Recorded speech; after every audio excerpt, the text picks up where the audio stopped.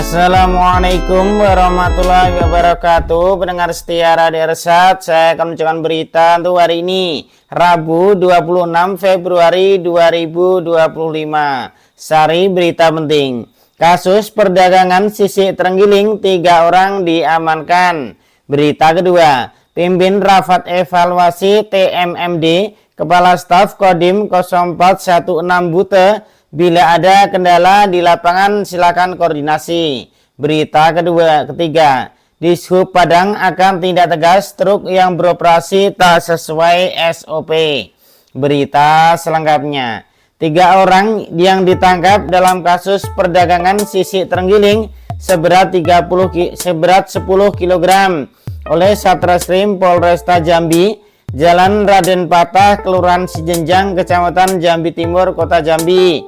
Kasih Humas Polresta Jambi, Ibda Dedi H. Prakarsa mengungkapkan bahwa barang bukti dalam kasus ini berasal dari Limbur, Sabak, Kabupaten Tanjung Jabung Timur. Barang bukti berasal dari Limbur, Tanjung Jabung Timur, rencananya akan dijual oleh pelaku, namun berhasil digegarkan melalui operasi undercover oleh BKSDA dan penyidik, ujar Dedi Senin 25 Februari 2025. Ia menjelaskan pengungkapan kasus perdagangan sisik terenggiling ini berawal dari patroli siber yang dilakukan anggota kepolisian. Saat patroli ditemukan adanya penawaran penjualan barang tersebut, kemudian kami berkoordinasi dengan BKSDA untuk melakukan undercover buy hingga akhirnya pelaku berhasil diamankan, tambahnya. Sebelumnya Polresta Jambi kembali mengungkap kasus perdagangan ilegal satwa dilindungi dengan menangkap 3 pelaku yang hendak menjual 10 kg sisik terenggiling. Para pelaku kini dijerat dengan pasal 21 ayat 1 junto pasal 40 ayat 2 Undang-Undang Nomor 5 Tahun 1990 tentang konservasi sumber daya alam hayati dan ekosistemnya, yang mengancam mereka dengan hukuman pidana berat dengan ancaman pidana berat paling lama 5 tahun dan denda 100 juta rupiah.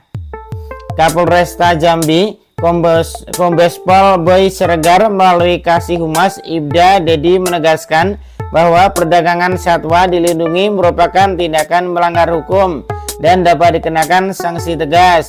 Kami mengimbau masyarakat untuk tidak terlibat dalam aktivitas perdagangan satwa liar, baik sebagai pemilik, kurir, maupun perantara.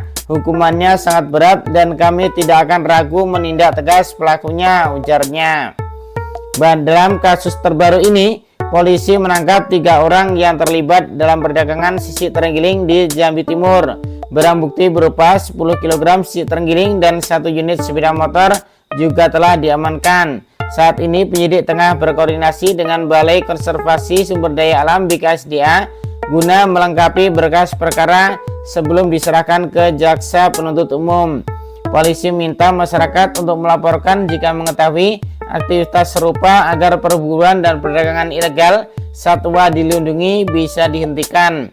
Sebelumnya, unit Tipiter Satreskrim Polresta Jambi berhasil mengagalkan perdagangan ilegal bagian tubuh satwa dilindungi dalam operasi yang dilakukan pada hari Senin tanggal 24 Februari 2025 pukul 16:30 waktu Indonesia Barat di Jalan Raden Patah, Kelurahan Cijenjang, Kecamatan Jambi Timur. Polisi menangkap 3 pelaku yang hendak menjual sisik terenggiling seberat 10 kg.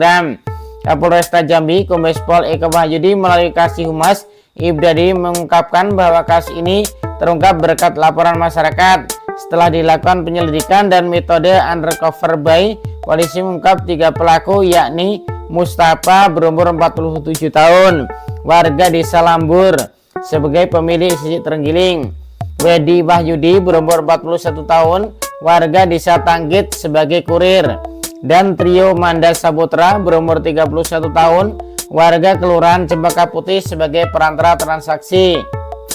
Dari tangan pelaku, polisi menyita barang bukti berupa 10 kg sisik terenggiling yang dikemas dalam karung plastik, serta 1 unit sepeda motor Honda Supra X yang digunakan dalam bertransaksi. Ketiga pelaku kini diamankan di Polresta Jambi dan dijerat dengan Undang-Undang Nomor 5 Tahun 1990 tentang konservasi sumber daya alam hayati dan ekosistemnya. Polisi juga berkoordinasi dengan BKSDA serta melengkapi berkas perkara sebelum diserahkan ke jaksa penuntut umum. Kasus ini menunjukkan masih adanya jaringan perdagangan ilegal satwa dilindungi di Jambi. Polisi terus mendalami kasus ini untuk mengungkap jaringan yang lebih luas. Sumber berita Tribun News. Pakar Lingkungan Hidup dan Kesehatan Universitas Riau (UNRI) mengatakan sisik terenggiling atau manis javanica mengandung zat aktif tramadol HCl yang merupakan partikel pengikat zat yang terdapat dalam psikotropika jenis sabu-sabu.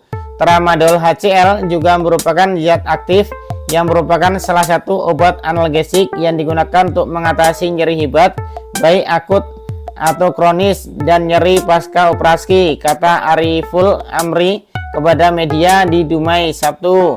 Berdasarkan penelitian ilmiah tentang amri, terenggiling merupakan binatang pemakan semut atau dalam bahasa asing dikenal sebagai anteater. Dengan demikian, terang amri di dalam tubuh terenggiling terdapat unsur yang dapat menjaga kekebalan tubuh antibodi yang sangat tinggi. Hal itu menurut Amri dapat dilihat dari sisik terenggiling yang dapat melindungi tubuh binatang tak bergigi itu.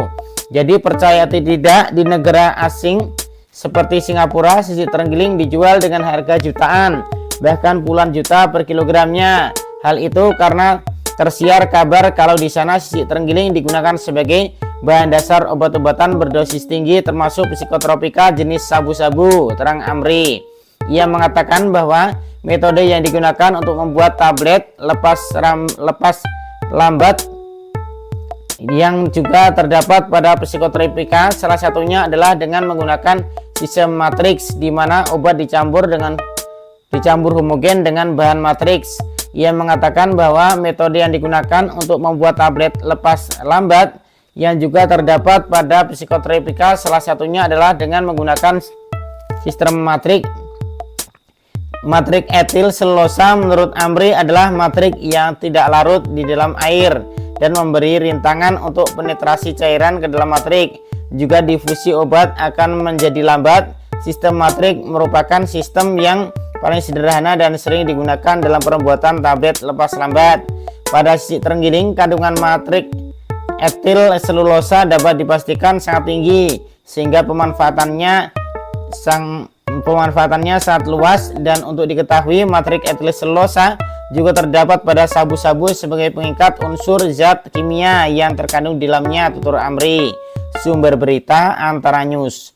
Berita kedua, Kasdim 0416 Bute Mayor Infanteri M. Tommy Wijaya dalam hal ini mewakili Dandim Letkol Infanteri Arif memimpin rapat evaluasi proses TMMD di Posko Desa Teluk Wali, Kecamatan Tebu Ulu, Kabupaten Tebu, Selasa 25 Februari 2025. Kepala Staf Kodim Mayor Tony mengungkapkan bahwa minggu pertama program TMMD diadakan rapat evaluasi sejauh mana program sasaran yang telah dikerjakan, baik itu sasaran fisik hingga non-fisik. Rapat evaluasi juga bertujuan melihat apakah ada kendala Satgas di lapangan, sekaligus yang lengkap dan konkret dalam semua sasaran agar nanti semua tuntas sesuai dengan jadwal yang ditentukan, kata Kasdim. Ia juga menerangkan semua berperan sesuai dengan fungsi masing-masing karena dengan memperhatikan hasil yang baik, maka semua sasaran fisik yang dibangun untuk masyarakat. Karena sasaran fisik yang dibangun untuk masyarakat ini yang kita bangun fasilitas umum dan kualitas yang bagus, benar-benar memperhatikan hingga tidak asal jadi. Maka dari itu perlu semua progres sasaran, katanya.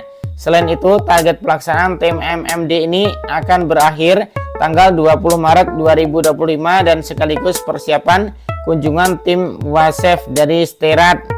Dan dengan kerja yang keras bersama, yakin semua akan tuntas sesuai dengan jadwal. Koordinasikan bila ada kendala, jangan sampai hal kecil berdampak pada hal yang besar. Tetap semangat dan jaga terus kekompakan bersama masyarakat, tutupnya. Sumber berita Sidak Pos. Berita ketiga, Dinas Perhubungan di Sub Kota Padang akan menindak tegas sopir dan pengusaha truk angkut barang yang tidak menerapkan standar operasional prosedur SOP ketat dalam beroperasi. Hal ini dilakukan di Sub menanggapi keluhan pengguna jalur bypass terkait debu yang diakibatkan oleh truk pengangkut bahan cilai, cangkang sawit ataupun truk batu bara.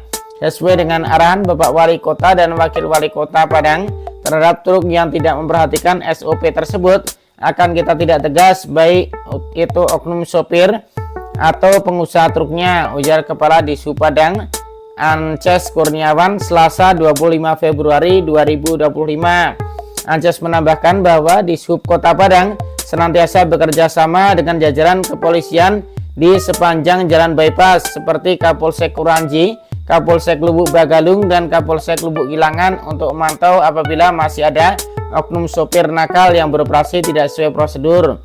Kalau untuk sopir bisa saja nanti ditilang atau pihak kepolisian, dan untuk pengusaha truk bisa kita cabut izin usahanya, ungkap Ances dilansir dari halaman Facebook Diskominfo Padang. Ia mengungkapkan bahwa di Sub Kota Padang sudah menetapkan jam operasional untuk truk-truk tersebut sehingga tidak mengganggu pengguna jalan lain. Oleh karena itu, Ances mengimbau sopir dan pelaku usaha truk untuk senantiasa mentaati SOP yang sudah sama-sama disepakati. Di antaranya memastikan truk tidak dimuat overload dan ditutup menggunakan terpal rapi dan safety sehingga tidak membahayakan pengguna jalan lain. Dan kalau ada material yang jatuh ke tanah, sudah menjadi kewajiban mereka untuk membersihkan dengan menyiramnya, tegas Ances. Ances meminta setiap pengusaha truk untuk senantiasa memastikan keamanan truknya masing-masing, seperti melakukan pemeriksaan berkala terhadap kendaraannya berupa kir, karena sekali lagi hal ini menyangkut keselamatan pengguna jalan lain, dan sesuai arahan Pak Wali Kota dan Wakil Wali Kota, kita akan langsung tegur dan memberikan sanksi tegas untuk yang nakal, ungkap Ances. Sumber berita Langgam. Demikian berita untuk hari ini. Terima kasih atas perhatian Anda. Wassalamualaikum warahmatullahi wabarakatuh.